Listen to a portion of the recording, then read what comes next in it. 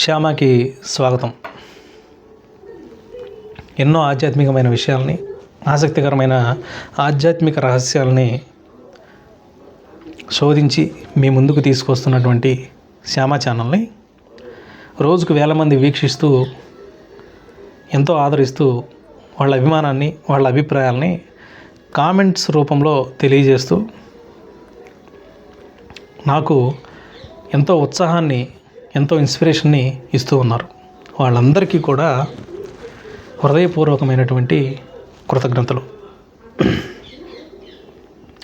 అయితే ఇవాల్టి వీడియోలో సూర్య చంద్రగ్రహణాలు, ఈ గ్రహణాల వెనుకున్నటువంటి ఒక ఆధ్యాత్మికమైన విషయాన్ని చర్చించుకోవడానికి మనం ఇక్కడ ఉన్నాం. ఈ గ్రహణ సమయంలో ఎలా ఉండాలి, దాని నియమాలేంటి, ఏదైనా సాధన చేసేవాళ్ళు ఎటువంటి నియమాలు పాటించాలి, ఇవన్నీ కూడా మనం మన పెద్దల ద్వారా మీరు వినే ఉంటారు. ఇప్పటికీ మీకు కొత్తగా చెప్పాల్సిన అవసరం లేదు.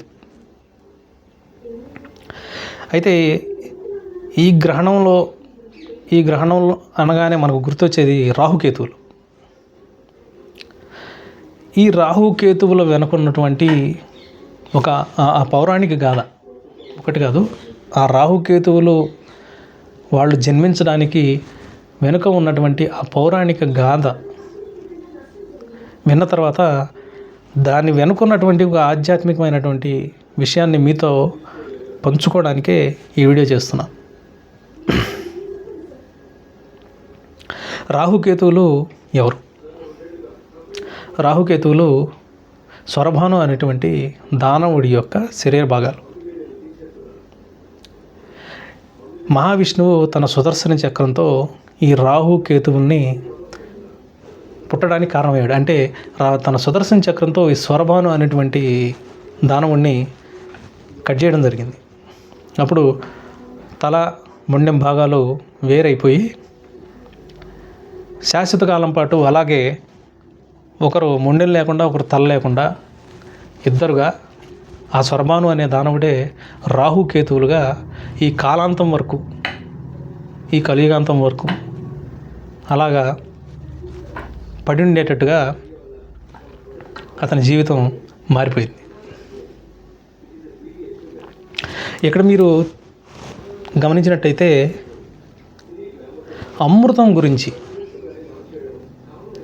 అమృతం గురించి చేసిన ప్రయత్నం, అమృతం పొందాలి అనేటువంటి ఆశతో చేసినటువంటి ఈ ప్రయత్నంలో ఇతను రెండుగా చీల్చబడ్డాడు. సేమ్ ఇలాంటిదే మరొక కథ ఉంది. ఇలాగే కద్రు యొక్క సంతానం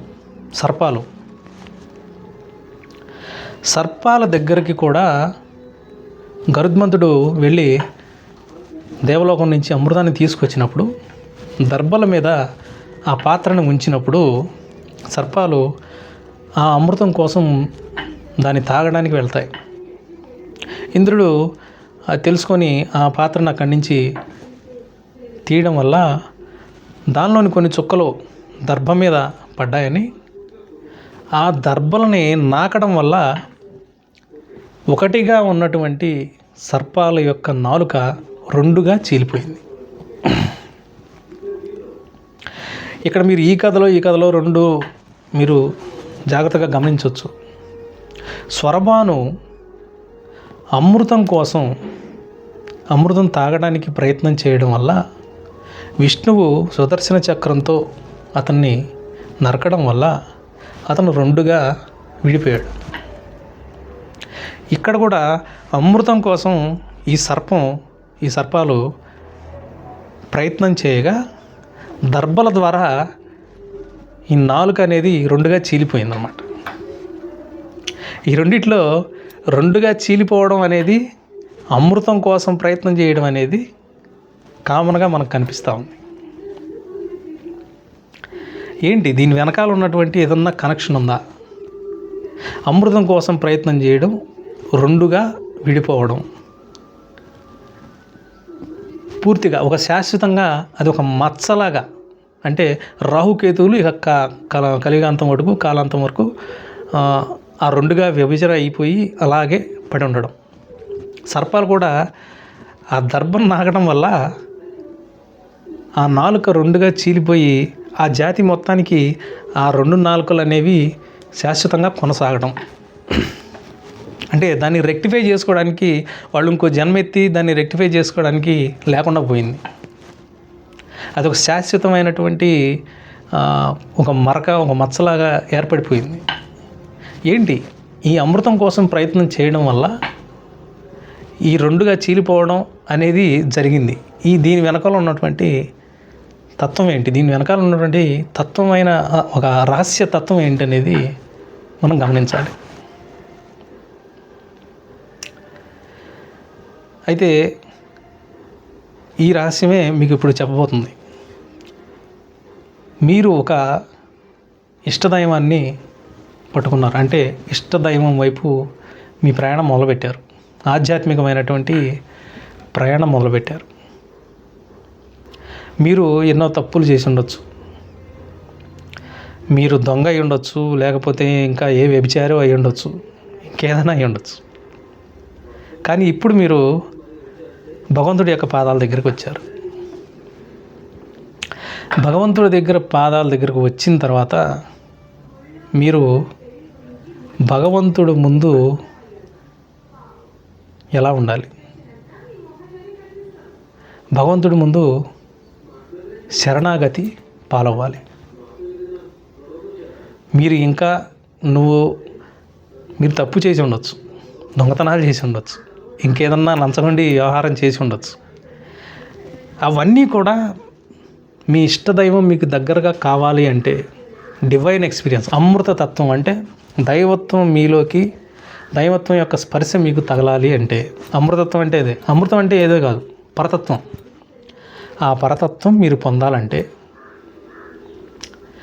భగవంతుడి ముందు పూర్తిగా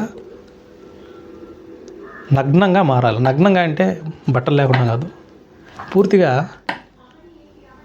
లోపల ఉన్నది పూర్తిగా బయట పెట్టేసేయాలి. అసలు మీరేంటి? అవును స్వామి, నేను ఇలా తప్పు చేశాను, ఈ విషయంలో నేను ఈ తప్పు చేశాను, అమ్మా నేను ఈ విషయంలో తప్పు చేశాను, ఇక్కడ ఈ తప్పు చేశాను, నిజమే నాది తప్పే, ఇక నుంచి నా దగ్గర నుంచి అటువంటి తప్పు జరగదు, నన్ను దగ్గరకు తీసుకో అనేది నిజాయితీగా నీ ఇష్టదైవం ముందు శరణాగతి పాలైతే ఆ అమృతత్వం అనేది మీకు ప్రాప్తిస్తుంది. బయట షో చేయడానికి, లేకపోతే జనాలను ముంచడానికి, మోసం చేయడానికి మీరు దైవాన్ని వాడుకుంటే, ఇంకొకటి జీవితాలను నాశనం చేయడానికి ఈ మంత్రశక్తుల్ని లేక ఈ దైవం అనే పేరుని వాడితే మీ జీవితం ఈ జన్మ కాదు, ఇంకో శాశ్వతమైన ఒక త్రిశంకు స్వర్గంలో పడిపోద్ది అనేదే ఈ రాహుకేతువుల యొక్క కథలో ఉన్నటువంటి మర్మం. అంటే దాన్ని సరి చేసుకోవడానికి కూడా మీకు ఛాన్స్ లేదు. ఇంకో జన్మెత్తి మళ్ళీ అమ్మ పాదాల దగ్గర పడి అమ్మ నేను ఈ తప్పులు చేశాను అని చెప్పుకోవడానికి లేదు, మీకు ఈ ఛాన్స్ లేదు. పూర్తిగా ఒక శాశ్వతమైనటువంటి నష్టం మీకు కలుగుద్ది. ఎక్కడ ఎంతమంది ముందు ఎన్ని మోసాలు చేయని, ఎంత ఇదైనా కానివ్వండి, నీ ఇష్టదైవం ముందు నువ్వు చేసిన తప్పును నువ్వు ఒప్పుకోవాలి. నేను ఫలానా, నేను ఈ తప్పులన్నీ చేశాను, అవును ఈ తప్పులన్నీ చేశాను, ఇక నుంచి చేయను, అవును నేను తప్పులు చేశాను, నేను ఈ లంచం తీసుకున్నాను, నా వల్ల ఇంతమంది నష్టపోయారు, ఇక నుంచి చేయను. నువ్వేంటి అనేది ట్రాన్స్పరెన్సీ, పూర్తిగా నీ హృదయాన్ని ఎంత డార్క్, ఎంత చీకటి హృదయం అయినా కూడా దాన్ని తీసి నీ దేవత ముందు పెట్టాలి. అప్పుడే నువ్వు అమృతతత్వానికి అర్హుడు అవుతావు. స్వరభాను ఏం చేశాడు? స్వరభానుకి అవకాశం ఉంది. అతను మోహిని అవతారంలో వచ్చినటువంటి విష్ణువు యొక్క మాయలో పడలేదు.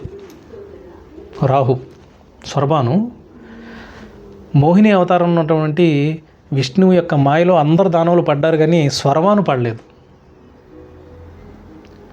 స్వరభాను ఆ మాయలో పడకుండా దేవతల వైపు దొంగచాటుగా వచ్చిన దేవతల్లో కూర్చున్నాడు అనమాట. నీకు అవకాశం ఉంది స్వామి, నాకు అమరత్వం కావాలి, నేను దానవుణ్ణే, నేను దేవతా జాతికి చెందినవాడిని కాదు, నేను దానవుణ్ణే,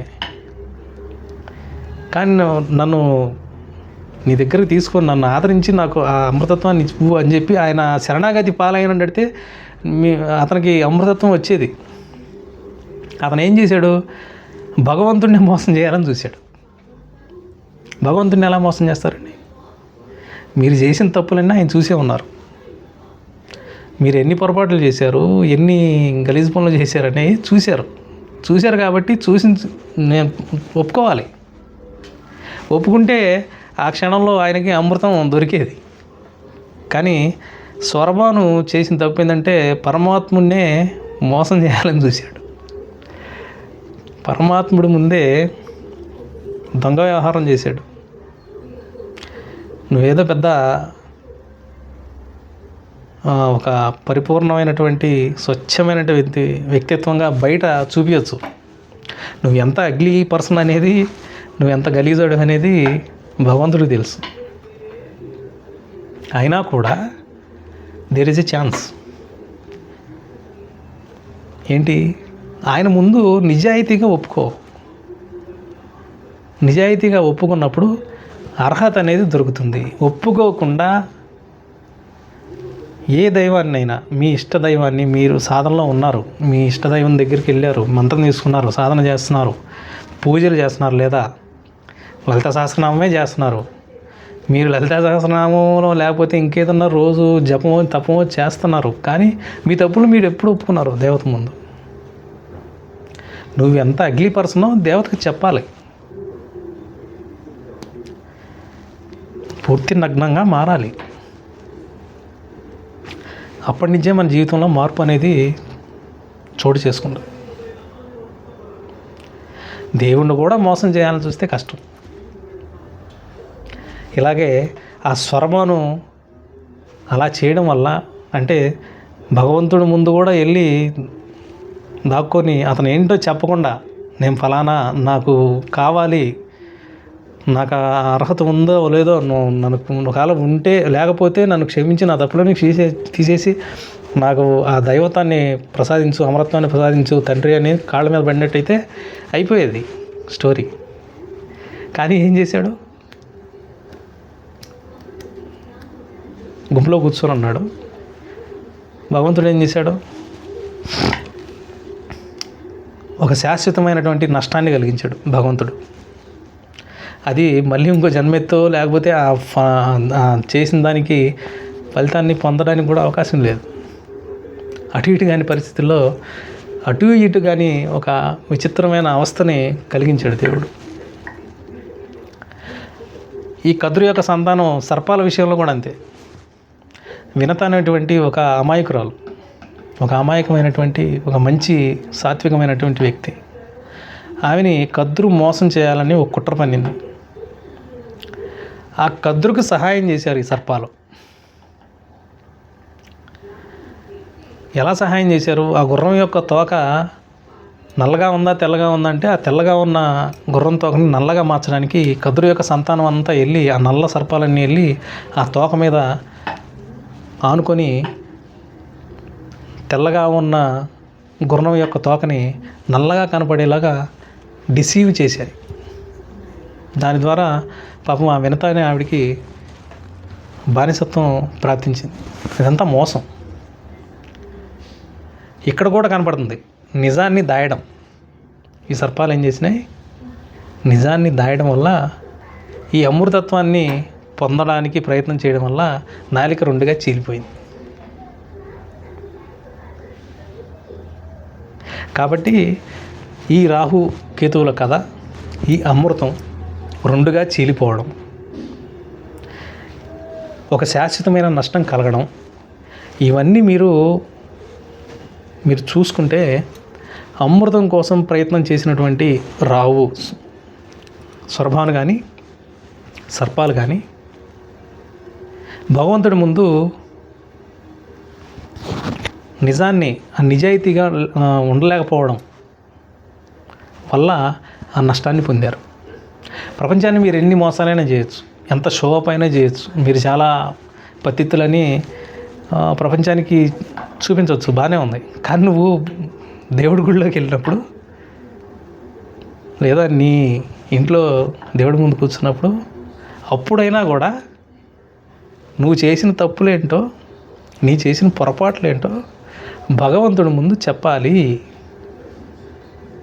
పారదర్శకత, ట్రాన్స్పరెంట్గా ఉండాలి. తప్పు అయితే తప్పు చేశా అని చెప్పాలి. చెప్పి ఆ భగవంతుడి ముందు మీరు ఎప్పుడైతే ఆ స్వచ్ఛతని, అంటే ఆ ఉన్న మురికి మొత్తాన్ని బయటికి తీసుకొచ్చి పెట్టి ఆధ్యాత్మికంగా ఎదగాలనే ఒక తృష్టతో, ఒక పట్టుదలతో ఆ దేవత ముందు మీరు చేసిన తప్పు ఒప్పులన్నింటినీ కూడా దేవత ముందు ఉంచి దేవత కాళ్ళ మీద పడి ప్రాధేయపడాలి.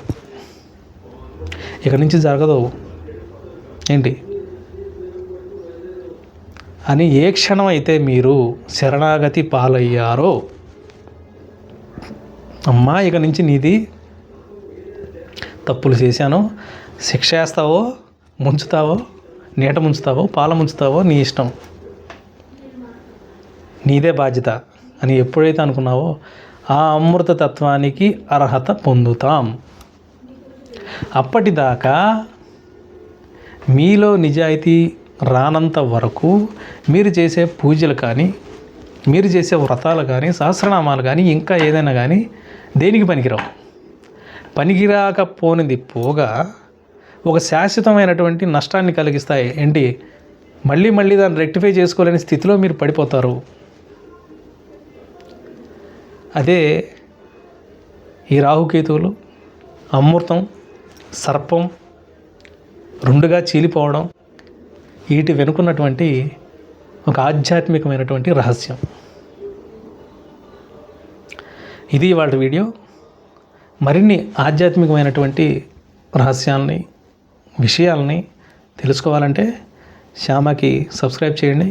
మీ అభిప్రాయాలని కామెంట్ రూపంలో తెలియజేయండి. జై మా, జై శ్యామ.